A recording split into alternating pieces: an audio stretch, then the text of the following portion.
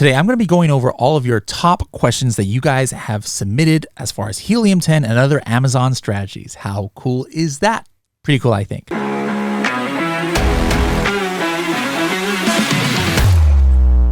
What was your gross sales yesterday, last week, last year? More importantly, what are your profits after all your cost of selling on Amazon? Did you pay any storage charges to Amazon? How much did you spend on PPC?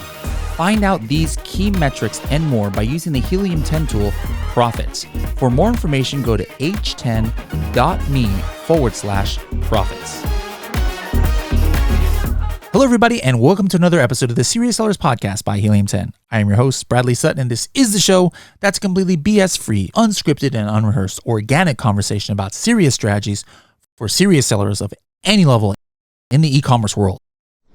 And what we do, guys, is once a week, every week, we have a training for our Serious Sellers Club members and our Helium 10 Elite members. Serious Sellers Club is our private community of sellers who are doing over $500,000 a year on Amazon, and our Helium 10 Elite is one of our special communities as well.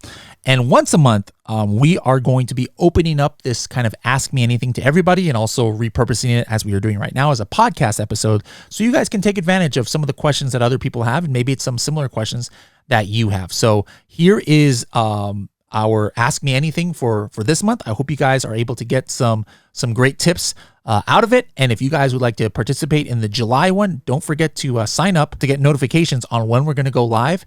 If you're on our email list, you should get a notification. If you're subscribed to our YouTube, subscribe on our Facebook groups, and you'll get a notification on when we go live to do it. But we'll definitely be doing this once a month. You guys could submit all your questions about Helium 10 Live. Let's go ahead and hop right into it. Whatever Helium 10 questions you guys have on how I can help you with your Amazon business, go ahead and throw it into the chat, and I'll try and get to as many questions as possible. Somebody from YouTube says, I changed my image because my conversion rate was dropping. After changing my picture, it didn't see much increase. Yeah. So just because you change your images, that doesn't always guarantee that, oh, okay, hey, everything is going to be completely fine, after that.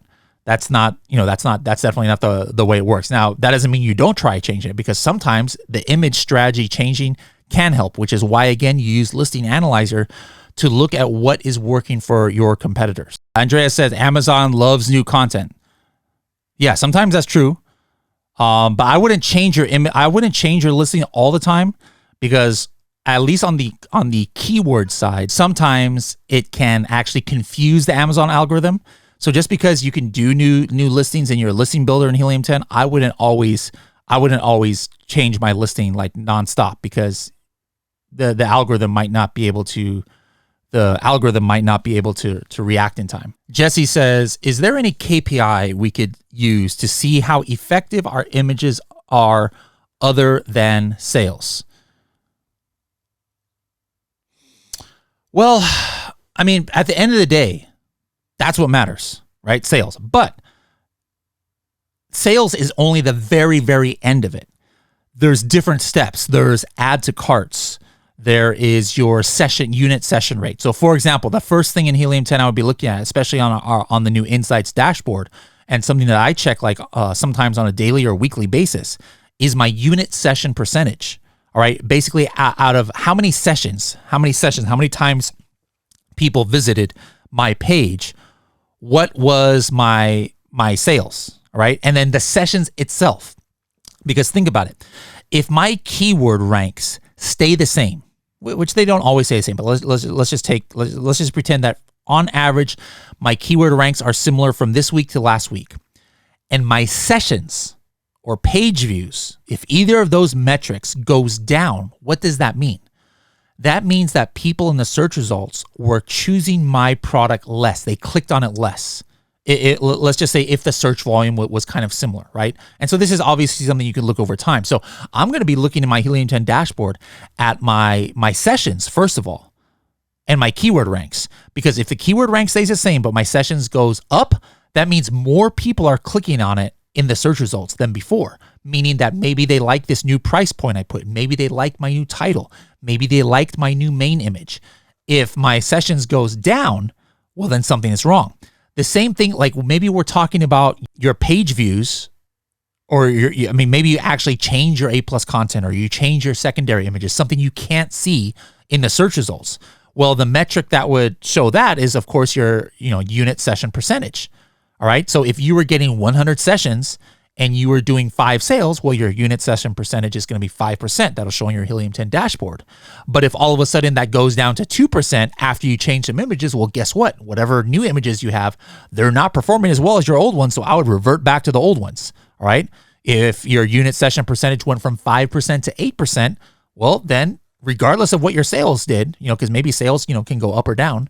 If that unit session percentage went up, you made the right decision with changing your images.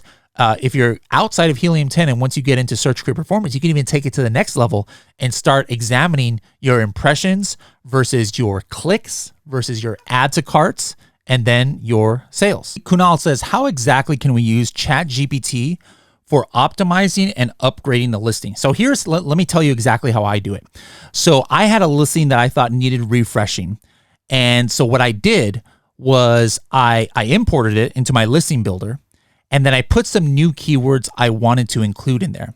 And then for a couple of I didn't do the whole entire listing, but like a couple of the bullet points, I just had the ChatGPT inside of listing builder kind of like give me another idea based on a different vibe. So like you can choose inside of listing builder the vibe that you want, like humorous or serious, or there's other ones you can do. So I was like, I want to do a humorous one. Maybe I want to do a new title that's humorous. So I put in there which keywords I want listing builder to use, or ChatGPT, and then I had it refresh.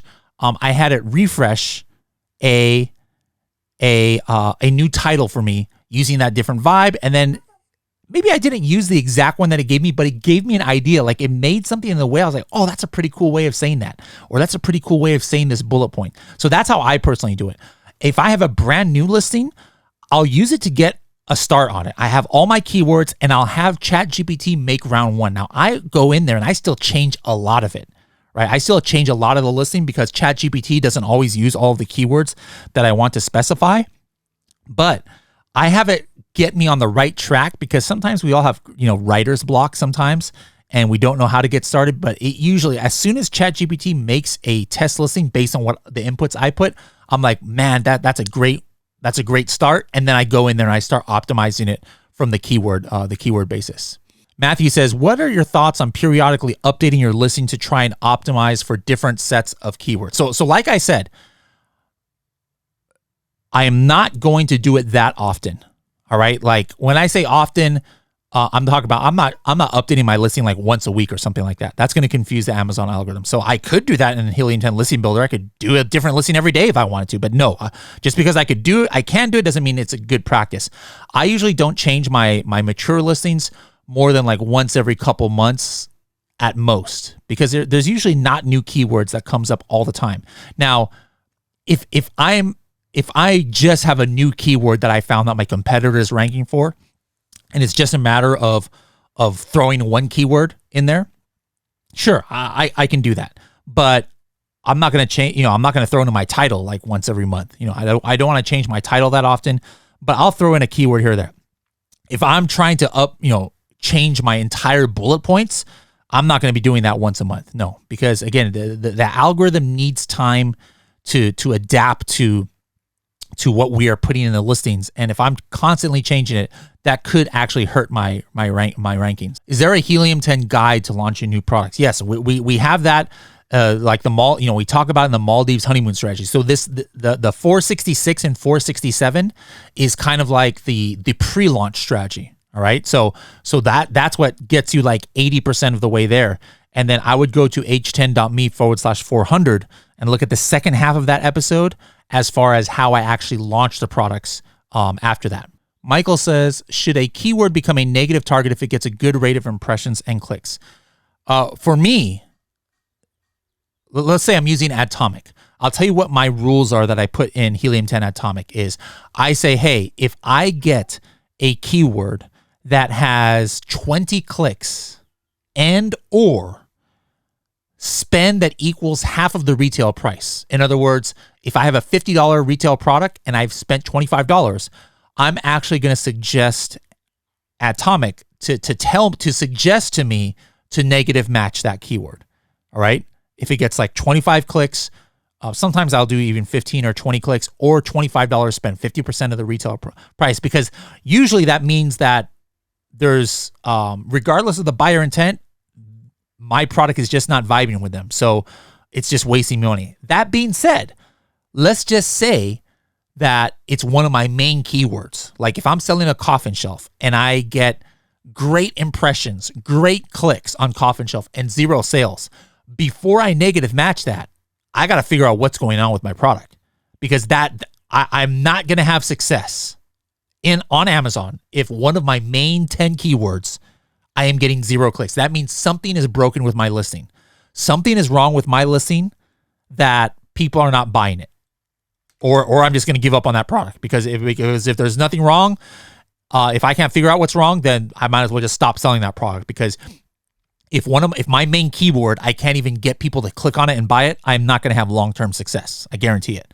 So if it's just a random keyword, I am negative matching that in Atomic, because it's just going to keep losing me sales. But if my impressions and clicks are really good, and it's one of my main keywords, and I can maybe make an analysis and compare my listing to other listings and figure out what are people not liking about my listing when they click on it, then I'll try and fix it before I negative match that. Joe says, does Amazon provide more ranking juice for a keyword from a clicked product link versus a clicked PPC ad? It's near identical, in my test. And which is why like the Maldives honeymoon strategy that we talk about works, which is 100% based on PPC, because think about what matters to Amazon, right? They want to get the sale. Sure, that they can get, a 50-cent cost per click. And of course they want to make money in sponsored ads. But at the end of the day, if they have a $50 product, Amazon is making $8 on the actual sale of the product, plus the money that they're going to make in fulfilling it, their profit margins in the pick and pack and all that stuff, right? So at the end of the day, Amazon wants to make sales. And so it's going to show the products at the top of the page that gives it the best chance to make that sales, regardless if it's PPC, you have control over that. But the organic one is the one that Amazon's algorithm has control over. So when you are optimizing your listing for keywords, and that's what this strategy I've been talking about today is about, then you need to make sure that you are showing up either in sponsored or organic. And if you want to show up in organic, you have to start with the sponsored. So usually it's not one or the other. You've got to try and optimize for both. But Amazon is checking what people are searching for, what they're clicking on, regardless of if it's organic or if it's PPC. Easy Stud Rack from YouTube says, under Atomic suggestions, new keywords I see, in quotation mark here, user customized order threshold on a positive rule. I see red, yellow, and green dots on ACOS. I'm scared to check the suggestion. What is it suggesting? So when it says user customized order threshold on a positive rule, what that means is that you set a rule, which is exactly what you should have done, is you set a rule saying, hey, if in an auto or broad campaign, I get X number of sales at this ACOS, suggest to me to add this to my manual campaign. So that's what you should have set up. It sounds like that's what you did set up. So it's suggesting, it's suggesting whatever you entered into it. So the suggestions, there will be 0 suggestions if you didn't set up the rule yourself. So the fact that you're getting a suggestion in Atomic, Easy Stud Rack, that means that you must have set up a rule. Now, I can't tell you if the rule that you set up was good or not. This is a garbage in, garbage out thing. So if you gave it a terrible rule, well, yeah, you're going to get terrible results. But let me tell you what I put my rule, and then you can check your rules. So for my rules, for my positive rules, the one that means I'm adding keywords to another campaign, I put in my Atomic, if I get 2 sales for a search term or an ASIN, 2 sales, and the ACOS is below what my threshold is to be profitable, let's just say it's 30%, right? If I get 2 sales at below 30% ACOS, suggest to me to add this to my manual campaign. So hopefully that's what you did to set up yours, all right? And if you see it on the suggestion page, and you hit the plus sign, to go ahead and submit the suggestion, it's only going to do what you had set up for the rule. So I would go in, check what you had put for the rules, and then if you're cool with that, then go ahead and run your suggestions through. Michael says, thanks, Bradley. Your webinars, Ask Me Anythings, and podcasts are literally lifting my business off the ground. I love to hear that, Michael. That's awesome.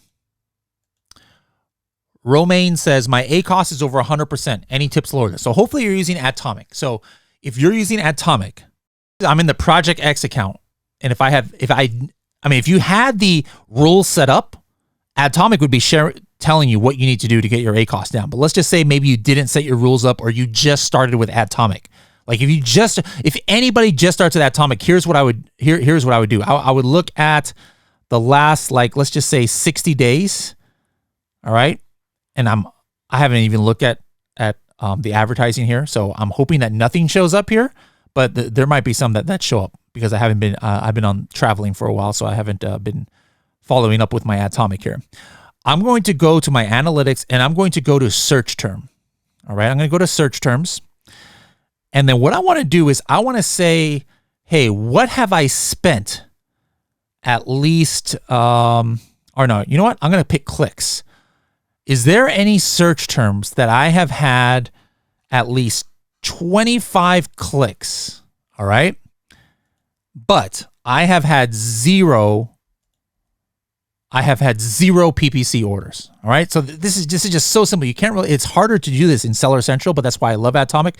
And look at this. Here's 22 search terms. Good grief.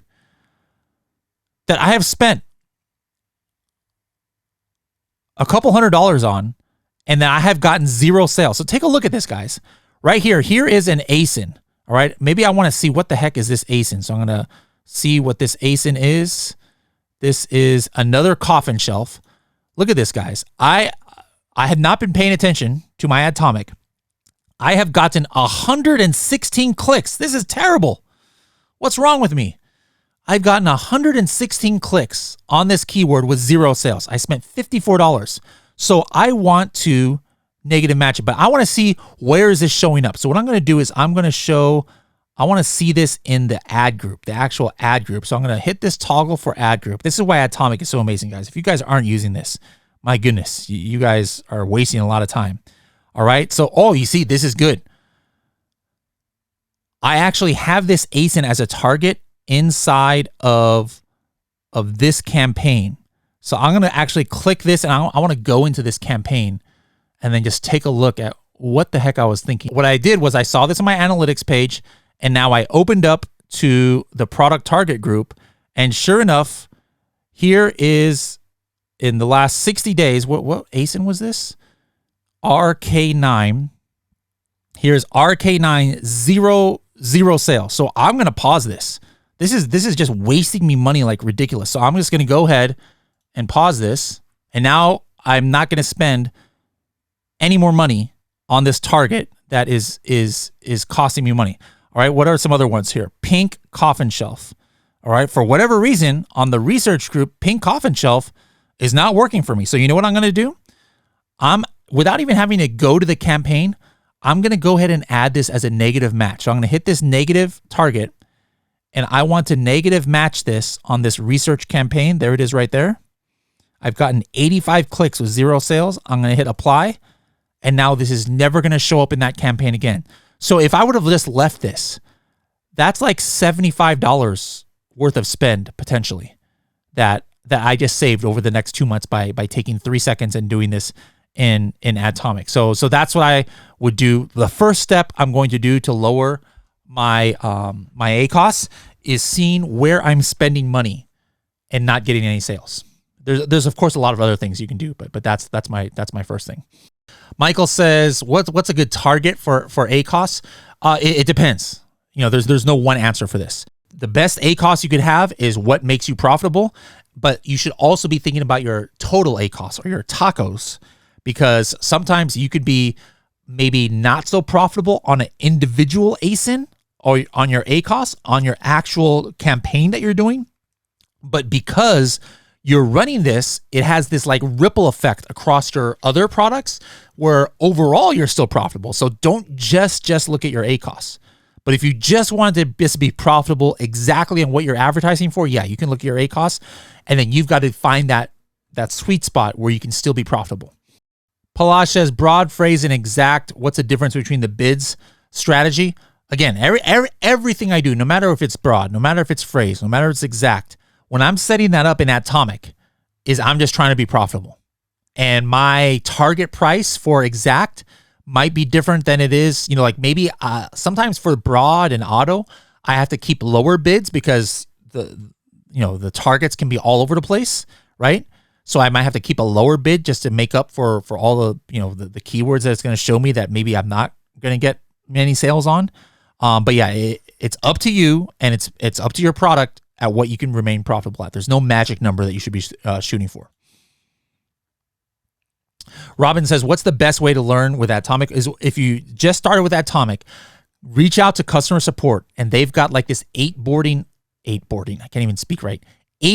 onboarding, shortened form 8-week onboarding course where you can hop on calls like this once a week and just get demos on how to set the whole thing up. And of course, we've got videos as well in the Atomic where you can help get set up. But yeah, I would definitely rely on that 8-week course, which is completely free to get ramped up. Brett says, I first started with PPC, had a very poor structure. I've heard that if you move keywords to new campaigns, you lose history. How do you recommend reorganizing? All right, so here's exactly how I have it in Atomic. I wonder if I can even show you guys I think I can. Yeah, I'm going to show you guys exactly how I have it set up in Atomic. And this is the best way to have it set up. All right. Let me look up my rules here. Perfect. All right. So I'm going to show you guys my rules for Atomic. Let's just look at my promotion rules, my positive rules. This means how I find new keywords. All right. So take a look at what you see here. These are all of my campaigns for this egg rack product. I have got a research campaign. That's a broad campaign. I've got an ASIN product targeting campaign. I've got a performance campaign. That means that's my exact manual campaign. I've got a sponsor display campaign here. I have an additional exact campaign because I like to keep my campaigns, my exact campaigns, to a maximum of 20 targets. That's just me. I just keep it at max 20. And then once I reach 20, I got to make a new campaign, right? I actually have 3 of those here in this flow. And then here's my auto campaign. So how I set these rules up, I know this looks like, if you're new to Atomic, this looks like just a bunch of check marks. Basically, I have this set up where it's saying, hey, let me show you at the bottom here. If I have 2 orders on a certain target or a certain search term or ASIN, and it's 30% ACOS or less, if I find that in the auto campaign, by me having this check mark works, I go to my suggestions. Let me see if there's any new keywords that it's going to suggest. Hopefully, like I said, hopefully the answer is no, but wow, look at this. Good grief. All right, so for this ASIN, look at this. I converted in a pink shelf, or in my pink coffin shelf campaign, I converted for this ASIN right here. Look at this. I only spent $4 and I got $63 worth of sales. This was from an auto campaign, right? So if I put my mouse over here, it's saying, hey, you need to add this to your product targeting campaign, and you need to add it to your sponsor display campaign. You think I want to do that? You better believe I want to do that. If an auto campaign can perform this well, I definitely want to do it on purpose. So I just hit this button once, I hit apply, boom goes the dynamite, it's done. Atomic just added that ASIN to my sponsor display campaign, and it added it to my product targeting campaign. That's thanks to Atomic finding this keyword in an auto campaign. So now I'm going to be targeting those 24 hours a day, theoretically speaking, in my exact campaign. So that's the power of what Atomic can do. Jesse says, is there a tool we can use to prevent running out of stock? Yeah, inventory management.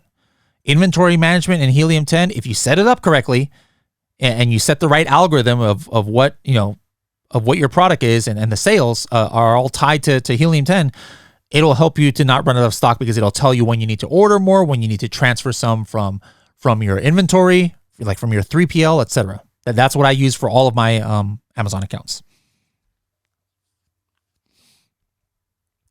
What is the best filter to get a keyword from Cerebro? I mean, it depends. There's a million filters in there, but I like the one-click filters in Cerebro. If I enter a whole bunch of my competitor ASINs, the very first button I'm going to click is the button top keywords, all right? The next button I'm going to click is opportunity keywords. Those will give you some great keywords right there. Samuel says, Bradley, from your example, if you add those keywords to your sponsored display campaign and find that after 30 plus days, it's not performing in that campaign, do you pause that target? Absolutely. So regardless of how I found a keyword, when I found a keyword, why I found a keyword, if there is a keyword that is not performing well, I'm not going to go dig into figuring out, is there something wrong with my listing? Let's just pretend that I know that everything is as good as it can be. I'm just finding out that this keyword doesn't perform well. If I'm getting that 25 clicks with no sales, 30 clicks with no sales, or if I'm spending $20 with no sales on a $40 product or a $30 product, yes, I am pausing that target because it's just not working. If you don't have to get a sale every 5 clicks, no, but my number that I pick is anywhere between 20 to 40. If I go 40 clicks without a sale, or 30 clicks, it's very unlikely that I'm going to get a sale after 60 clicks, for example. All right. I hope that makes sense. So that's why I go ahead and pause it after that amount of time. So I thank you guys for joining me on this training. We'll see you guys next week. Bye-bye now.